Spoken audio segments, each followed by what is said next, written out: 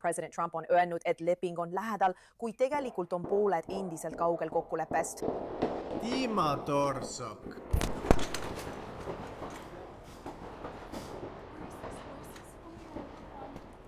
Järjekordne atentaat Ameerika Ühendriikide presidendi Donald Trumpi vastu, mis lõppes läbikukkumisega. USA salateenistus teatas, et eelmisel laupäeva õhtul võttis tundmatu isik koti seest relva ja hakkas Valge Maja lähedal tulistama. Salateenistuse töötajad lasid selle tulistaja maha. Tulevahetuse käigus sai raskelt vigastada ka juhuslik mööduja. Hiljem selgus, et tulistaja pidas end Jeesus Kristuseks ja oli veendunud, et teeb õiget tegu, kuid ta ei pidanud end ainult Jeesuseks. Saates räägin, kellena ta end veel kujutas. Ja mis on märkimisväärne, 21-aastasel Nasir Bestil oli varem juba mitmeid kokkupuuteid salateenistusega ning tal oli dokumenteeritud vaimse tervise probleemide ajalugu. Mis siis eelmisel päeval Valge Maja juures juhtus? Vaatame üle kõik üksikasjad, mis nüüdseks on teada ja avalikud. Minu nimi on Aleksei Petši, arutame seda koos. Seda teemat. Aga enne kui alustame, palun tellige see YouTube'i kanal, pange videole like ja kirjutage selle video alla mõni põhjalikum kommentaar. Olen teile selle eest väga tänulik. Lisaks sellele tellige minu Telegrami kanal Petši News, link sellele on selle video kirjelduses. Seal avaldame operatiivseid uudiseid kohe, kui need saabuvad.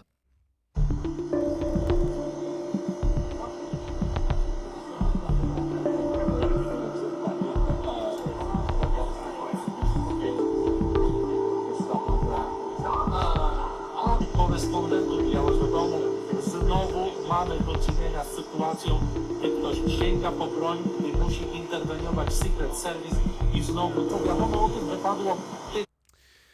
Niisiis, laupäeva õhtun tulistati taas Washingtonis Valge Maja lähedal. See juhtum leidis aset vaid kuu pärast tulistamist Valge Maja korrespondentide assotsiatsiooni juhtusöögil 24. aprillil, kus viibis ka president Donald Trump.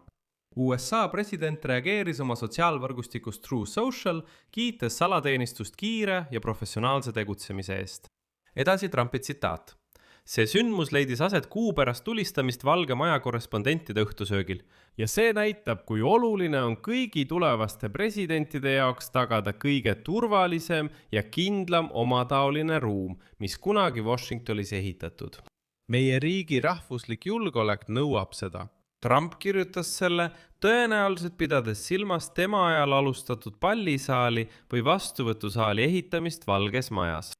Ja ma mäletan, natuke teemast kõrvale kaldudes, ma mäletan, kuidas Ameerika Ühendriikide presidendi Donald Trumpi pooldajad minu saadete kommentaarides kinnitasid mulle, et sa ei saa aru, tegelikult ehitatakse pallisaali annetatud raha eest. Seda ehitust rahastavad sponsorid ja eelarvest ei võeta mitte ühtegi sendikest. Mitte ühtegi maksumaksja senti ei kulutata pallisaali ehitamiseks. Ja siis äkki puhkeb skandaal selle üle, kuidas Donald Trumpi administratsioon üritab saada vähemalt $1 miljard USA maksumaksjate raha pallisaali ehitamiseks. Üritatakse läbi suruda, et riigikassast eraldataks lihtsalt $1 miljard Ameerika presidendi Donald Trumpi soovide täitmiseks. Seetõttu ma alati kutsun üles. Enne kui teete mingeid avaldusi, proovige need vähemalt 2 korda üle kontrollida. Kontrollige 2 korda üle ja siis kirjutage sellest, et Donald Trump väidetavalt üldse ei kasuta eelarveraha pallisaali ehitamiseks. Tulistamisega seotud sündmused arenesid üsna kiiresti. Valge Maja sees kästi reporteritel paigale jääda ja salateenistuse agendid hüüdsid heitke pikali ning hoiatasid tulistamise eest. Hiljem teatas USA salateenistuse esindaja, et ametkond uurib neid teateid. Tulistamises 17. tänava ja Pennsylvania Avenue nurgal otse Valge Maja kompleksi vahetult väljaspool. Veel hiljem selgus, et Valge Maja lähedal tehti kuni 30 lasku. Relvastatud mees lähenes salateenistuse agentidele ja avas nende pihta tule, kuid tulistas mööda. Agendid vastasid tulega. Agente открыли ответные. Kokkupõrke tagajärjel sai 2 inimest tulirelva haavu. Üks neist oli tulistaja, teine aga juhuslik mööduja, kes sattus raskesse seisundisse. Veidi hiljem kinnitas salateenistus ametlikus kommentaaris, et laupäeval pärast kella 18:00 võttis mees 17. tänava ja Pennsylvania Avenue piirkonnas oma kotist relva ja alustas tulistamist. salateenistuse sõnul avasid nad vastutule, vigastades varem kahtlusalust. Ta toimetati kohalikku haiglasse, kus hiljem konstateeriti tema surm. Avalduses täpsustatakse ka, et Donald Trump viibis vahejuhtumi ajal Valges Majas. Salateenistuse töötajate seas vigastatuid ei olnud.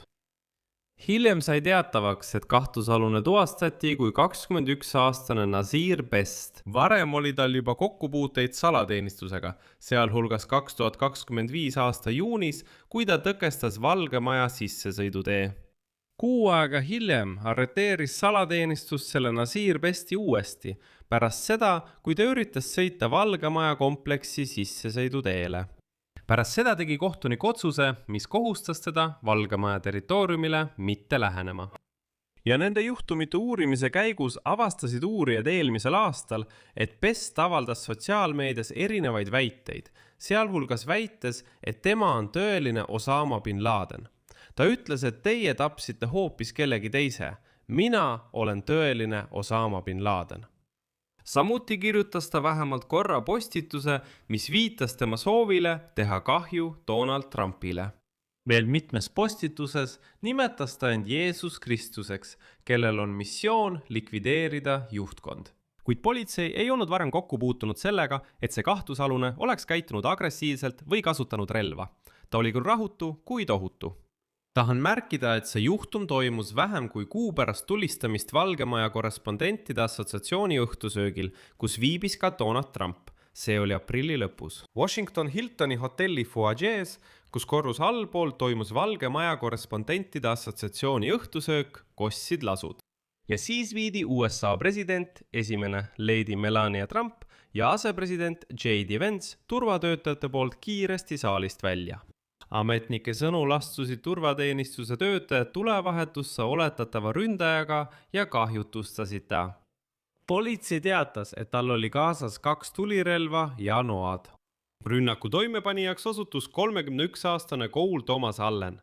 Hiljem esitati talle süüdistused USA presidendi mõrvakatse eest, föderaaltöötaja ründamises relva kasutades ning relva üle osariigi piiri transportimises raske kuriteo toimepanemise eesmärgil. Ja lisaks tuletan meelde, et Donald Trump elas 2024 aasta valimiskampaania ajal üle mitu atentaadikatset. Siia panen 3 punkti.